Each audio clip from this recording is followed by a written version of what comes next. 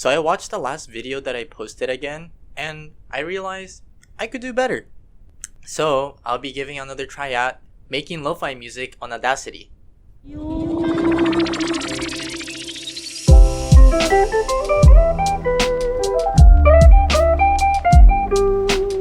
So I know I mentioned this last time, but I am not an expert in music. I barely even know any music theory, and I just wanted to put that out there.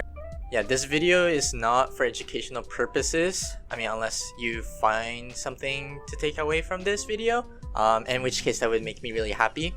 But this video and this project that I'll be doing is mainly for like myself, and it's something more personal. I personally want to get better and more knowledgeable in something that I've been passionate about, or something that I'm trying to be more passionate about, I guess. Or like, making music is something that I've always been interested in, so I want to be more involved and try to make my own music.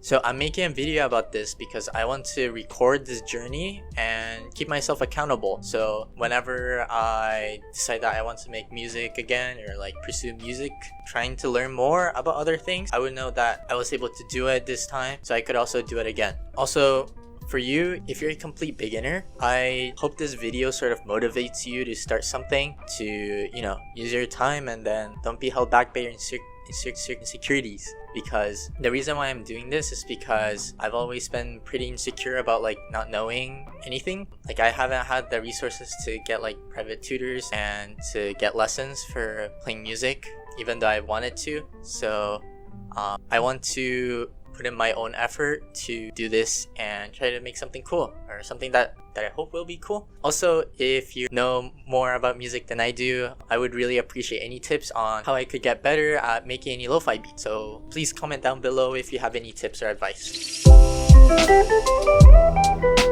So some issues that I found in the last video were the fact that I was trying to make a pop song into a lo-fi song, which probably isn't impossible, but I feel like I'm not skilled enough to be able to do that. Also, I tried to play the lo-fi song using an acoustic guitar, which I think it's really hard to pull off, and I feel like I wasn't able to do that. So this time I'll be using an electric guitar, and hopefully the song that I'll come up with will be a lot better. And so last time I did some research and tried to figure out what kind of things are involved in making lo-fi music, but this time I tried to go deeper into music theory so that I would know how to make my own chord progressions, and then try to understand more about like what sounds go better with other sounds and things like that. So I watched some YouTube videos. I watched this one YouTuber called No Fun House, and his videos are incredible. I'll put his YouTube link down below. And the videos that were the most helpful, I think, were the writing and indie chord progression and the secret sauce of indie guitar's 7th chords. Yeah, so out of those videos, the basic ideas were how to construct chord progressions that would sound good, and also about the 7th chord. So I tried out some of the 7th chords, and oh my goodness, they sound so cool. One of the chords that I came across that I really found interesting was the D major 7th chord, and I found the transition from the D major 7 chord to the A minor 7 chord sounded really nice. So I was trying to figure out what the rest of the chord progression should sound like, so I kind of cheated and then looked up a chord progression that used those two chords, and the one that I found was the D major 7 chord to the A minor 7 chord to the G major 7 chord and then to the B flat major chord. Yeah, I just thought that chord progression sounded really good, so I wanted to use that, and I stuck with it. In terms of equipment, since I do not have anything fancy like FL Studio or like all of the different types of pedals that are out there, so the equipment that I would be using is the electric guitar, the pedal that has like over 100 effects that I got from Amazon, and most importantly, I would be using Audacity.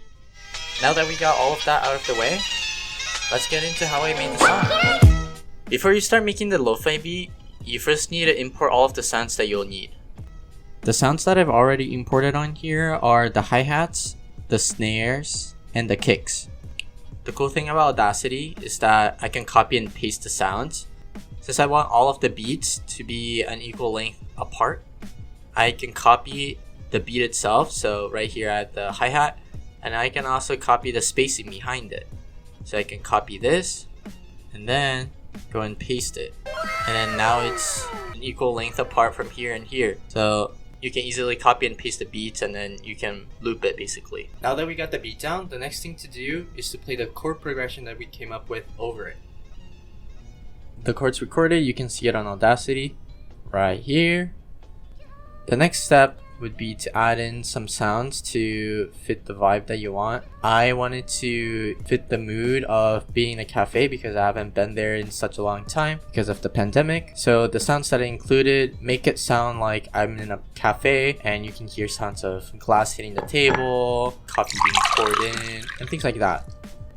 So after all of that, I played a melody on top of the chord progression just to add in some little spice. And I think it came out pretty well. And that's pretty much all of the steps that I took to make the song. And here it is.